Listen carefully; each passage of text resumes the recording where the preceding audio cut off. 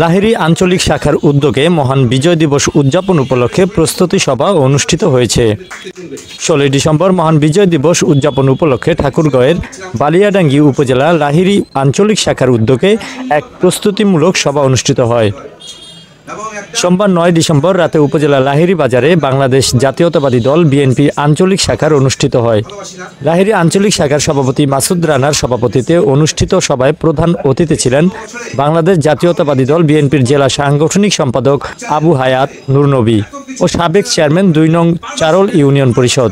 আরও উপস্থিত ছিলেন বাংলাদেশ জাতীয়তাবাদী দল বিএনপি 1 নং পারিয়া ইউনিয়নের সভাপতি জিল্লুর রহমান ও লাহিড়ী বহুমুখী উচ্চ বিদ্যালয়ের প্রধান শিক্ষক ও সাবেক চেয়ারম্যান 1 নং পারিয়া ইউনিয়ন বিএনপির সাংগঠনিক সম্পাদক আরাফাত আলী। তাছাড়া অন্যান্য নেতাকর্মীরা উপস্থিত ছিলেন। এই সময় 16 ডিসেম্বর মহান বিজয় দিবস যথাযথ মর্যাদায় উদযাপনের সিদ্ধান্ত গৃহীত হয়।